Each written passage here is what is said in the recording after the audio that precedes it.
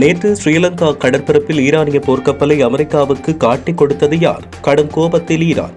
காப்பாற்றிய ஸ்ரீலங்காவுக்கு ஈரானில் இருந்து கிடைத்த பதில். கடலில் மிதந்த 84 உடல்கள் மீட்பு. இஸ்ரேலுக்காக ஈரான் மீது போர் தொடுக்க முடியாது. அமெரிக்க நாடாளுமன்றத்தில் முன்னாள் ராணுவ வீரர் அதிரடி முழக்கம். தூக்கிச் சென்ற காவலர்கள். மத்திய கிழக்கு போரில் உயிரிழந்த அமெரிக்க ராணுவ வீரர்களின் வீடுகளுக்கு செல்லும் இறந்து போன அடையாளவில்லை. கண்ணீர் வரவழைக்கும் காட்சிகள். ஈரானின் அதிரடி அறிவிப்பால் கடும் பதற்றத்தில் வளைகுடா நாடுகள். ஹோர்முஸ் நீரிணை வழியாக செல்ல சீன எண்ணெய் கப்பல்களுக்கு மட்டும் ஈரான் அனுமதி. மத்திய கிழக்கு நாட்டுக்கு அவசரமாக தொடர்பெடுத்த ஜனாதிபதி அனுர பேசிக்கொண்ட முக்கிய விடயம். உலக போர் அரங்கில் பேசு பொருளாகியுள்ள ஸ்ரீலங்கா. மீண்டும் மீண்டும் தாக்குதல்களை அதிகப்படுத்தும் ஈரான். இழப்புகளை மறைத்து கடும் தாக்குதல். அனைத்து அயல் நாடுகளுடனும் பகையை சம்பாதிக்கும் ஈரான். இலங்கையின் பல இடங்களில் ராணுவம் களமிறக்கப்பட்டு பலப்படுத்தப்படும் பாதுகாப்பு. காரணம் இதுதான். மத்திய கிழக்கு போரால் பாதிப்புகளை எதிர்கொள்ள தயாராகும் ஸ்ரீலங்கா. ஹோர்முஸ் நீரிணையில் ஈரான் வைத்த சிக்கி தவிக்கும் 20,000 மாலுமிகள். உணவு நீருக்கு ஏற்பட்டுள்ள தட்டுப்பாடு. உயிரை கையில் பிடித்தபடி காத்திருக்கும் பயணிகள். அமெரிக்கர்களை உடனடியாக வெளியேற உத்தரவிட்ட நாடு. மேலும் பரபரப்பாக அறிவிப்பு. நாடு முழுவதும் தடை செய்யப்பட்டது மின்சாரம். ஸ்ரீலங்கா ராணுவ கட்டமைப்பில் திடீர் அதிரடி. ஜனாதிபதி அனுரவின் சிந்தனையில் புதிய மாற்றம். பறிக்கப்படுகிறது சவேந்திர சில்வா. சரத் பொன்சேகா வைத்திருந்த பதவி. தன்னை யாரும் போருக்கு அழைக்கவில்லை என கடும் கவலையில் வடகொரிய அதிபர். இணையதளத்தை ஆக்கிரமிக்கும் கருத்து பகிர்வுகள். இந்திய மீனவர்கள் உதவி செய்தும் கரை திரும்பாத காங்கேசந்துறை மீனவர்கள். தண்ணீர் உணவு கொடுத்து சென்ற இந்திய மீனவர்களின் இரக்கச் செயல் பேசு பொருளான விவகாரம். எங்கள் விமான தளங்களை நீங்கள் பயன்படுத்தக்கூடாது. அமெரிக்காவை எதிர்த்த நாட்டுக்கு டொனால்ட் ட்ரம்ப் செய்த சம்பவம் பெரும் பரபரப்பை ஏற்படுத்தியுள்ள ட்ரம்பின் செயல். மத்திய கிழக்கில் போர் பதற்றம் ஏற்பட்டுள்ள நிலையில் நேற்று இந்திய பெருங்கடலில் ஈரானிய போர்க்கப்பலை அமெரிக்க டார்பியோ மூழ்கடித்த செய்தி இலங்கை உள்ளிட்ட பல நாடுகளுக்கு அதிர்ச்சி ஏற்படுத்தியுள்ளது. ஒவ்வொரு வருடமும் நட்பு நாடுகளுடன் இந்திய கடற்படை கூட்டு பயிற்சியில் ஈடுபடுவது வழக்கம். அந்த வகையில் 18ஆம் தேதி முதல் 25ஆம் தேதி வரை ஈரானிய போர்க்கப்பலுடன் பயிற்சியில் ஈடுபட்டிருந்தமை, அதன் பிறகு ஈரான் திரும்பிக் கொண்டிருந்த யாரிஸ் டேனா என்ற ஈரானிய போர்க்கப்பல் மீது தாக்குதல் நடத்தப்பட்டது. இலங்கை தீவின் கடல் எல்லைக்கு வெளியே தரையில் இருந்து 80 கடல் மைல் தொலைவில் இருந்து நேற்றைய தினம் மூழ்கிய ஈரானிய போர்க்கப்பலான யாரிஸ் டேனாவில் இருந்து 87 கடுமையாக காயமடைந்த ஈரானிய கடற்படை இலங்கை கடற்படையினர் மீட்டு மருத்துவமனைக்கு கொண்டு சென்றனர். இலங்கை கப்பால் உள்ள ஆழ்கடல் பகுதியில் அமெரிக்க நீர்மூழ்கி கப்பலின் தாக்குதலால் மூழ்கடிக்கப்பட்ட ஈரானிய கடற்படை கப்பலில் இருந்த 84 பேரின் உடல்கள் மீட்கப்பட்டுள்ளதாக இலங்கை கடற்படை தெரிவித்துள்ளது. விபத்துக்குள்ளான சம்பவத்தில் உயிரிழந்த ஈரானிய கடற்படையின் உடல்கள் காலி கராப்பிட்டிய வைத்தியசாலைக்கு எடுத்துச் செல்லப்பட்டுள்ளன. குறித்த கப்பலில் சுமார் 180 பேர் கொண்ட பணியாளர்கள் குழு இருந்ததாக தகவல்கள் வெளியாகின. விபத்துக்கு பின்னர் அந்த கப்பலில் இருந்த சுமார் 100 பேர் காணாமல் போயுள்ளதாக பாதுகாப்பு அமைச்சு வட்டாரங்கள் கூறுகின்றன. மேலும் காணாமல் போனவர்களை தேடும் நடவடிக்கைகள் தொடர்ந்து முன்னெடுக்கப்பட்டு வருகிறது. இந்நிலையில் பல ஈரானிய கடற்படையின் உயிரை காப்பாற்றிய இலங்கை கடற்படைக்கு நன்றி தெரிவிக்கும் வகையில் த காசா என்ற முகநூலில் ஸ்ரீலங்கா என்று இதை அடையாளமிட்டு பதிவேற்றியதை அடுத்து சமூக வலைதளங்களில் அந்த பதிவு தற்போது பேசுபொருளாக மாறியுள்ளது. மேலும் மத்திய கிழக்கு போர் பதற்றங்களுக்கு மத்தியில் காலி துறைமுகத்துக்கு அருகே தத்தளித்த ஈரானிய கப்பலை இலங்கை கடற்படை மீட்டதென்றும் அவர்கள் பதிவிட்டு நன்றி தெரிவித்தனர். இந்நிலையில் அமெரிக்க பாதுகாப்பு செயலாளர் பீட் ஹெட்செக் தெரிவித்த அறிக்கையில் அந்த கப்பல் அமெரிக்க நீர்மூழ்கி கப்பலின் டார்பியோ தாக்குதலால் மூழ்கடிக்கப்பட்டதாக தெரிவித்தார். அமெரிக்க தீர்மானமாகவும் கருணையின்றியும் வெற்றி பெறும். சர்வதேச கடல் எல்லையில் தங்களை பாதுகாப்பாக கருதிய ஈரானுக்கு ஆழ்கடலின் அடியிலிருந்து ஒரு அமைதியான மரணத்தை பரிசாக அளித்துள்ளோம் என கெட்செக் ஆவேசமாக தெரிவித்தார். சுமார் 80 ஆண்டுகளுக்கு பின், அதாவது 2ஆம் உலகப் போருக்கு பின், ஒரு எதிரி நாட்டு கப்பலை டார்பியோ பயன்படுத்தி அமெரிக்கா மூழ்கடிப்பது இதுவே முதல் தடவையாகும். ஈரானின் கடற்படை பலத்தை அடியோடு சிதைக்க அமெரிக்கா தொடங்கியுள்ள ஆபரேஷன் எபிக் பியூரி என்ற திட்டத்தின் ஒரு பகுதியே இதுவாகும். ஈரானின் மற்றொரு முக்கிய கப்பலான சோலிமானியும் நிலை குலைக்கப்பட்டுள்ளதாக தகவல் வெளியாகியுள்ளது. இந்த அதிரடி தாக்குதலால் மத்திய கிழக்கு மற்றும் ஆசிய கடற்பரப்பில் போர் மேகங்கள் சூழ்ந்துள்ளன. அமெரிக்காவின் இந்த விஸ்வரூபம் ஈரானை நிலை குலையச் செய்துள்ளது. மத்திய கிழக்கு நாடுகளில் பதற்றம் அதிகரித்து வரும் நிலையில் அமெரிக்காவின் முன்னாள் மெரைன் படைப்பிரிவின் அதிகாரி பிரையன் மெக்கினஸ் அந்த நாட்டு நாடாளுமன்றத்தில் துணிச்சலாக ஒரு கருத்தை வெளியிட்டார். இஸ்ரேலின் நலனுக்காக ஈரானுடன் போர் செய்ய அமெரிக்க வீரர்களை பயன்படுத்தக்கூடாது என்று அவர் உரக்க குரல் எழுப்பினார். தேவையற்ற போர்களில் அமெரிக்கா இளைஞர்களின் உயிரை பணயம் வைக்கக்கூடாது என்பது இவரின் முக்கிய கோரிக்கை. அமெரிக்க அரசு போர்முகங்களை சூழ்ந்து வரும் வேளை முன்னாள் ராணுவ வீரரின் இந்த எதிர்ப்பு உலகளவில் பேசுபொருளாக மாறியுள்ளது. Israel is the reason for this war. America does not want to fight this war for Israel. Let's go. Come on, let's go. America does not want to stop. அமெரிக்காவில் இறந்து போன ராணுவ வீரர்களின் குடும்பத்தினரிடம் அடையாள வில்லை வர தொடங்கிவிட்டன. குறிப்பாக இது தொடர்பாக பல விடயங்கள் பேசப்பட்டு வருகிறது. அத்துடன் மத்திய கிழக்கு போரின் உயிரிழந்த வீரர்களின் உயிரிழப்பை அடுத்து இந்த சம்பவங்கள் இடம்பெற்று வருகின்றன.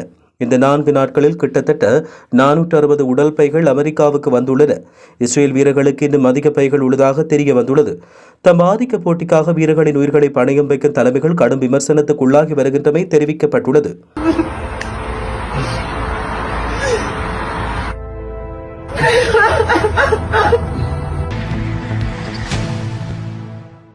அமெரிக்கா மற்றும் இஸ்ரேல் மேற்கொண்டு வருகின்ற தாக்குதல்களின் பின்னணியில் ஹோர்முஸ் நீரிணையை மூடியுள்ள ஈரான் சீனாவைச் சேர்ந்த எண்ணெய் கப்பல்களுக்கு மட்டும் அனுமதி வழங்கியுள்ளது.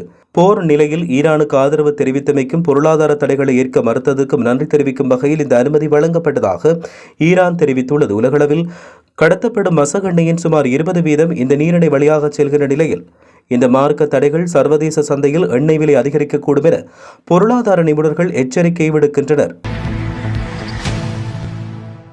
ஐக்கிய அரபு ராச்சியத்தின் ஜனாதிபதி ஷேக் முகமது பின் சயீத் அல் நஹ்யானுக்கு ஜனாதிபதி அன்ரோகுமார் திசாநாயக் என்ற தொலைபேசி அழைப்பை மேற்கொண்டு ஐக்கிய அரபு ராச்சியத்தின் மற்றும் பல அரபு நாடுகளை இலக்கு வைத்து ஈரான் நடத்தியுள்ள நேரடி தாக்குதல்களை கண்டித்துள்ளதாக ஆங்கில ஊடகம் ஒன்று செய்தி வெளியிட்டுள்ளது. ஐக்கிய அரபு ராச்சியத்தின் இறையாண்மை, பாதுகாப்பு, பிராந்திய ஒருமைப்பாடு மற்றும் மக்களின் பாதுகாப்பை உறுதிப்படுத்துவதற்காக அந்த நாடு எடுக்கும் அனைத்து நடவடிக்கைகளுக்கும் இலங்கையினுடைய ஆதரவை தெரிவிப்பதாக ஜனாதிபதி அன்ரோகுமார் திசாநாயக் தெரிவித்தார். இதற்கு பதிலளித்த ஷேக் முகமது பின் சயீத் அல் நஹ்யான் ஐக்கிய அரபு ராச்சியத்துக்கு ஆதரவாக நின்றதற்காக ஜனாதிபதிக்கு நன்றியை தெரிவித்தார். இந்த உரையாடல் குறித்து ஜனாதிபதி அன்ரோகுமார் திசாநாயக் எக்ஸ் தளத்தில் பதிவிட்டார். ஐக்கிய அரபு ராச்சிய ஜனாதிபதி அவர்களை தொலைபேசியில் தொடர்பு கொண்டு அந்த நாட்டின் மீது நடத்தப்பட்ட தாக்குதல்கள் குறித்து வருத்தத்தை தெரிவித்தேன். அனைத்து வகையான வன்முறைகளையும் பயங்கரவாதத்தையும் கண்டிப்பதோடு இலங்கையின் ஒருமைப்பாட்டை அவருக்கு உறுதிப்படுத்தினேன். இலங்கை உறுதியாக ஐக்கிய அரபு அமீரகத்துடன் நிற்பதோடு எவ்வகையிலும் உதவ தயாராக உள்ளது என்றும் தெரிவித்தார். மத்திய கிழக்கு பிராந்தியத்தில் உள்ள அமெரிக்க சொத்துக்கள் மீது ஈரான் நடத்தி வரும் பதில் தாக்குதல்களுக்கு மத்தியில் ஜனாதிபதி அன்ரோகுமார் திசாநாயக்கவின் இந்த கருத்துக்கள் வெளியாகியுள்ளன. அமெரிக்கா மற்றும் இஸ்ரேல் மேற்கொண்ட தாக்குதல்களுக்கு எதிராக தங்களின் ராணுவ பதிலடி நடவடிக்கை தொடர்ந்து முன்னெடுக்கப்படும் என்று ஈரான் அறிவித்துள்ளது. ஈரான் வெளியுறவு அமைச்சர் அப்பாஸ் அராக்சி துருக்கியின் வெளியுறவு அமைச்சர் கஹான் பிதானுடன் தொலைபேசி உரையாடலில் இதை தெரிவித்தார். எதிரிகளின் தீமையை முற்றிலும் தடுக்கும் வரை ஈரானின் ஆயுதப்படைகள் நடவடிக்கையை நிறுத்த மாட்டார்கள் என்று ஈரான் வெளியுறவு அமைச்சகம் எக்ஸ் தளத்தில் வெளியிட்ட தகவலில் குறிப்பிட்டுள்ளது. ஈரான் மேற்கொள்ளும் தாக்குதல்கள் நாட்டுக்கு எதிரான நடவடிக்கைகள் திட்டமிடப்பட்ட மற்றும் செயற்படுத்தப்பட்ட தடங்களை மட்டுமே இலக்கு வைத்து செயற்படுகிறது என்றும் அவை சர்வதேச சட்டத்துக்கு அமைவாக இருப்பதாக அராக்சி தெரிவித்தார். மத்திய கிழக்கில் ஏற்பட்டுள்ள போர் சூழ்நிலையை அடுத்து இலங்கையில் 85 இடங்களுக்கு பாதுகாப்பு வழங்கப்பட்டுள்ளது. நேற்று இடம்பெற்ற அமைச்சரவை முடிவுகளை அறிவிக்கும் ஊடகவியலாளர் சந்திப்பில் அமைச்சர் நலிந்த ஜெயதீச இதை தெரிவித்தார்.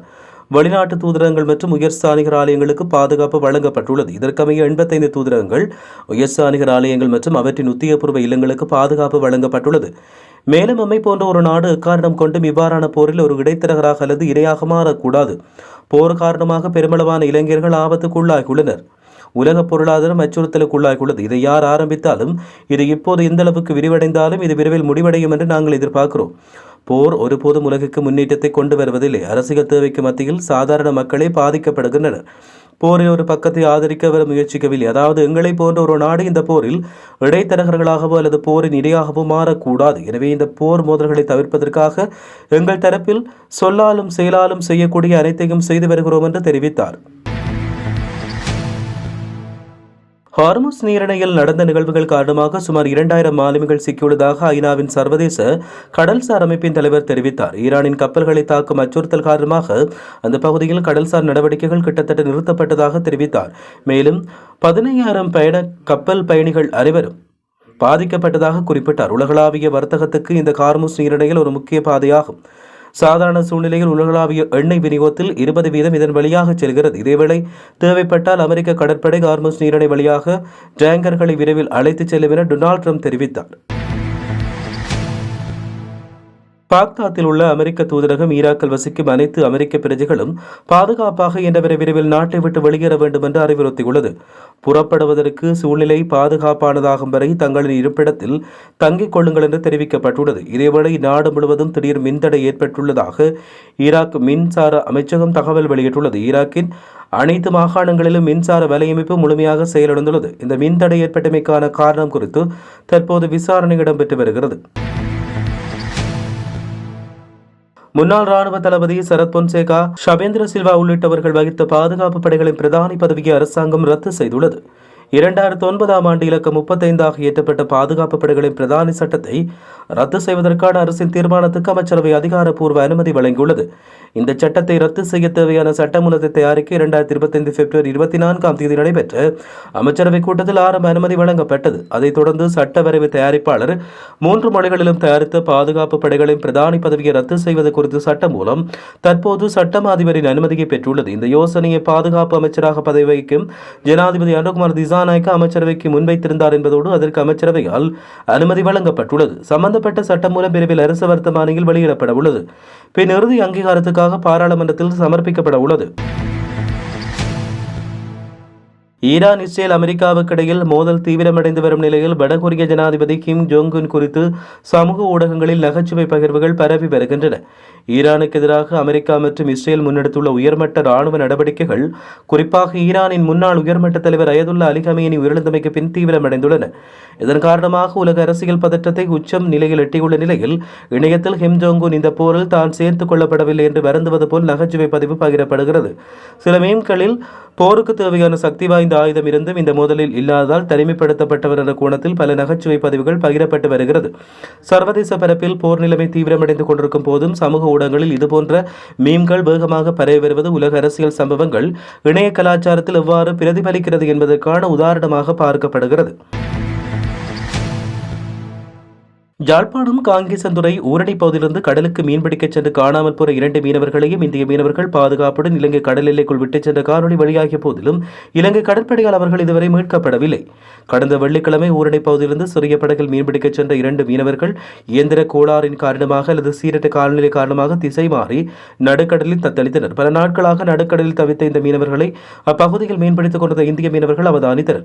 உடனடியாக செயற்பட்ட இந்திய மீனவர்கள் நடுக்கடலில் தவித்த ஈழத்து மீனவர்களுக்கு தேவையான உணவு மற்றும் குடிநீர் போன்ற அத்தியாவசிய பொருட்களை வழங்கி மனிதாபிமானத்துடன் உதவியுள்ளனர். அத்துடன் அவர்களை படகை பாதுகாப்பாக எடுத்து இலங்கை கடல் எல்லை பகுதிக்கு விட்டுச் சென்றனர். இந்த முழுமையான நிகழ்வையும் இந்திய மீனவர்கள் காணொலியாக பதிவு செய்து உறவினர்களுக்கும் ஊடகங்களுக்கும் அனுப்பினர். இந்திய மீனவர்களால் உணவு வழங்கு எல்லைக்குள் விடப்பட்ட காணொலி ஆதாரம் வெளியாகியுள்ள நிலையில் சம்பவம் நடைபெற்ற 6 நாட்கள் கடந்தும் இலங்கை கடற்படையால் குறித்த 2 மீனவர்களையும் இதுவரை கண்டுபிடிக்க முடியவில்லை என்பது அந்த பகுதி மக்கள் மத்தியில் விசனத்தை ஏற்படுத்தியுள்ளது.